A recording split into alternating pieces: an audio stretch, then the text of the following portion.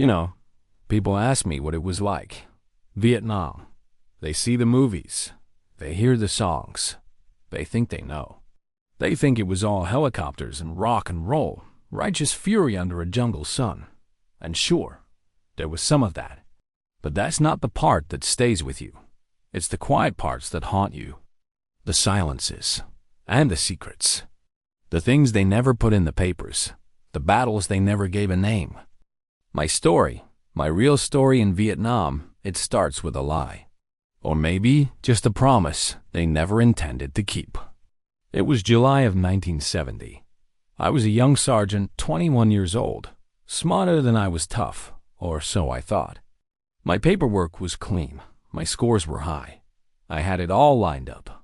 A command center posting. A desk. A map on the wall. Air conditioning.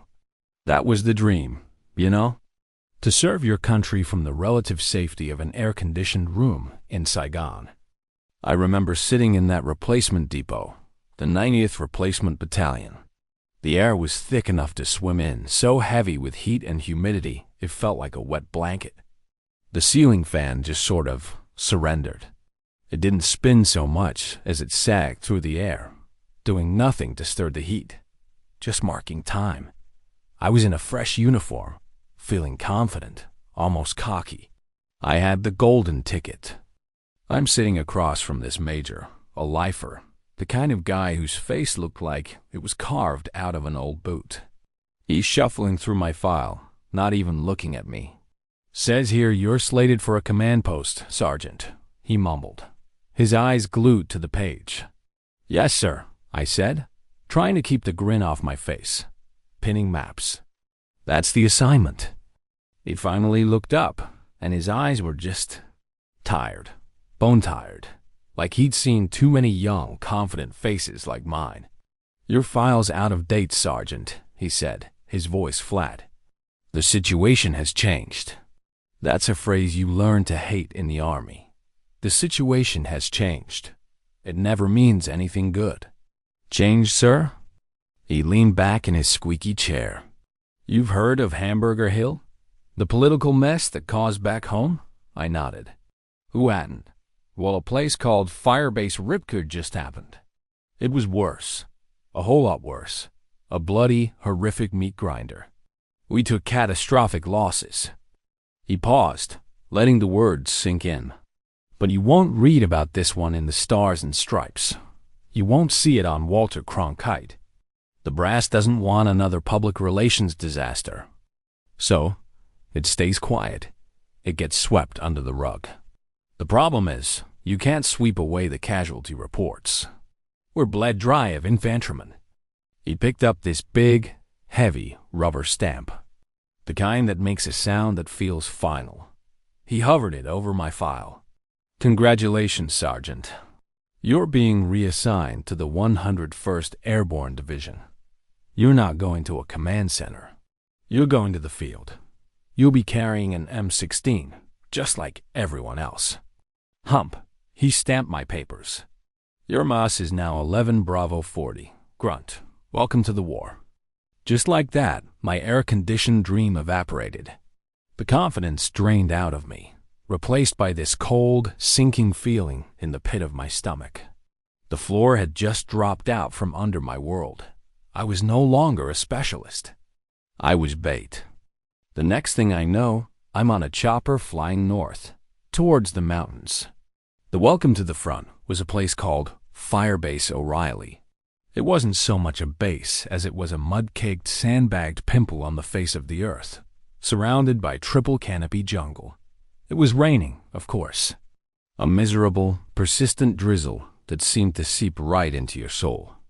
A lieutenant named Davis, who looked about as happy to be there as I was, walked me through the muck to a tattered hoach. "This is Charlie Company," he said, with a gesture that took in the whole sorry scene. Or what's left of it. He pointed to two figures huddled under a poncho, their faces hollowed out, their eyes vacant. They were cleaning their rifles with a mechanical slowness like animatrons. "That's Harris and Cole," Davis said. "Their platoon went out on patrol a few days ago. They're the only two who came back. He looked me right in the eye. "You're their new platoon sergeant." He clapped me on the shoulder, a gesture that felt more like a shove, and then he was gone, disappearing back into the rain. I walked over and sat down on an ammo crate across from them. The silence was deafening, broken only by the rain and the distant rhythmic thump-thump of outgoing artillery. They didn't even look up. Their faces were grim masks of exhaustion and something else. Something I'd later come to know as the 1,000-yard stare. I knew I was in over my head. I knew pride would get me killed, and them along with me, so I swallowed what was left of it. "Listen," I said, my voice barely a whisper. "I'm Funk, and I'm going to be straight with you. I'm not a field grunt. I was trained for a desk job. So if I do something stupid, if I'm about to get us all killed, you tell me. You correct me. Immediately." Harris, the older of the two, slowly lifted his head. He had eyes that had seen too much. He just stared at me for a long moment, sizing me up. Then he gave a slow, deliberate nod. It was the only confirmation I got, but it was enough. That night, the sirens screamed. Flares popped high above, bathing the entire firebase in this bizarre, silvery, dancing light that made the shadows twist and writhe like living things. And then the world exploded. Mortar came crashing down, and the distinctive, high-pitched crack-rack-a-rack K-47s ripped through the night. Harris tackled me, shoving my face into the mud. "Welcome to O'Reilly," he screamed over the chaos. I earned my combat infantryman's badge that night. I didn't even know the names of the men I was supposed to be leading. A few days later, they sent us replacements. A handful of kids, fresh off the Freedom Bird. We called them Cherries. Their faces were a mixture of fear and bravado, their uniforms still a shade too dark. My platoon was now a patchwork of 2 broken veterans and a half-dozen terrified boys. And me. Our first patrol was a trip into the deep, dark jungle. At night, the tension was a physical thing. You could taste it. Every snap of a twig, every rustle of leaves, sounded like the enemy. One of the Cherries, a kid named Richards, nearly threw a grenade when a bamboo stalk creaked in the wind. "Easy, Richards," I whispered, my own heart hammering against my ribs. Just the wind playing tricks. We moved like ghosts, or we tried to. Cole was on point. He moved with a grace that defied the clumsy gear we all carried. He suddenly froze, holding up a single sharp fist. The rest of us stopped dead. He pointed down at a patch of dead leaves right in the middle of the trail. "Toe popper," he breathed, the words barely audible. With the tip of his bayonet, he carefully brushed the leaves away, revealing a small, disc-shaped mine. A bouncing Betty, designed not to kill you, but to take your foot, maybe your leg, to make you a screaming, bleeding liability that would slow down the whole platoon. Cole looked back at Richards, his eyes hard in the faint moonlight. "Slow is smooth, and smooth is fast, kid," he said. "Keep your eyes on the ground. You only got 2 feet. Make 'em last." I looked from the mine to the young faces around me. These weren't soldiers. They were boys, and their lives were in my hands. That weight, it was heavier than any rucksack. That weight got a whole lot heavier a few days later. Command wanted us to take a hill. Just another nameless piece of high ground on a map full of them. We were moving across an old, overgrown landing zone, the grass up to our chests. The sun was beating down. There was this false sense of peace. And then the world ended in a single deafening boom. The blast wave threw me into the air. I landed hard, my ears screaming, my vision blurred with dust and smoke. For a second, there was only a high-pitched ringing. Then, the other sounds came back. The shouting, the screams. It was Richards. He'd stepped right on one. Cass, the medic, a kid no older than Richards, started to run forward. "No." I screamed, my voice raw. "Stay put. The whole damn field is mined." I scrambled to my feet, my body shaking, my mind racing. I could see the medic, frozen with indecision. I had to get to Richards, but every step was a roll of the dice. The fear was paralyzing. It was a physical force telling me to stay down, to hide. I had to fight it. I had to be the leader. "Look at me," I yelled at the medic. "Watch my feet. You step exactly where I step. If I make IT, you make IT." And I started to move, one careful, deliberate step at a time. It felt like I was moving through molasses. Right foot here. Pause. Listen. Breathe. Left foot here. A grotesque, terrifying dance across a field of death. I couldn't think about Richards. I couldn't think about the blood. I couldn't grieve. There was no time. You push it down. You lock it in a box. You just keep fighting. You get your men out. That was the job. My biggest fear wasn't dying. It was getting maimed. It was lying there like Richards, a screaming burden for the rest of my life. That thought was my fuel.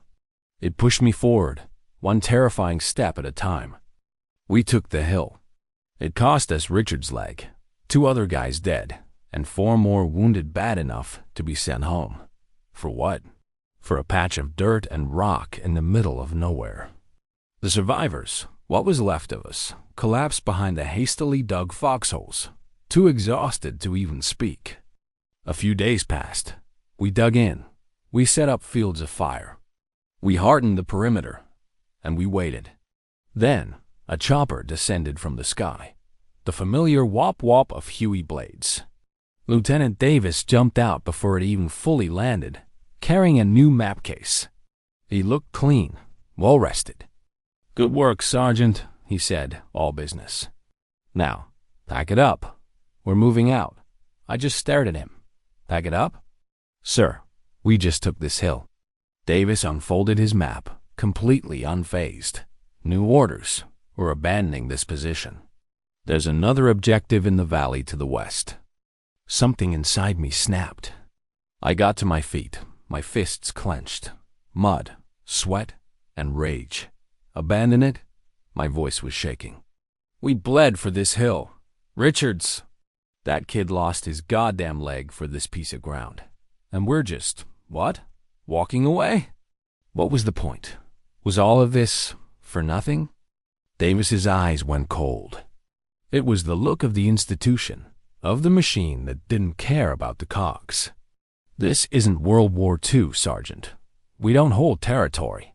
Our mission is to find and kill the enemy. That was the order. Now follow it." He turned his back on me and climbed into the chopper.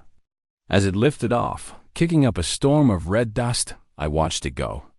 I looked out over our worthless, hard-won hill, a monument to wasted effort and spilled blood. He was right. It was for nothing. Absolutely nothing. I looked down at my hands.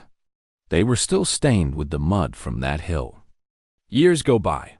Decades. You come home. You try to forget. I packed my uniform away in a trunk. I didn't touch it for 40 years. I went to college on the GI Bill, became a computer programmer. I had roommates, friends, girlfriends. None of them knew. None of them knew I was a Vietnam vet.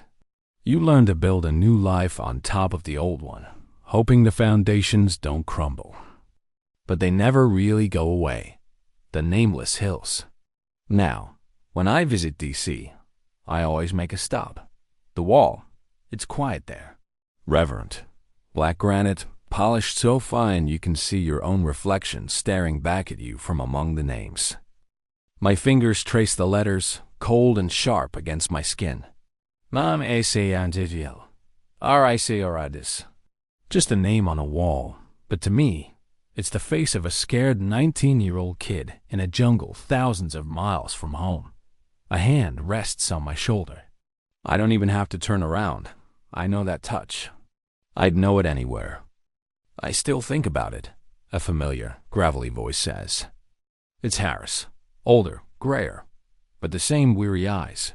That hill. It didn't even have a name. I look at our reflections in the stone. 2 old men, haunted by the ghosts of the boys we used to be. Oh, it had a name, I say, my voice thick. They all had names. Ripcord had a name. Hamburger Hill had a name. They just didn't want you to hear them. They tell you we were fighting for freedom, for democracy. But when you're 19 and you're in the mud and the world is exploding around you, you're not fighting for a flag. You're fighting for the guy next to you. You're fighting to see the sun come up one more time. You're fighting just to get home.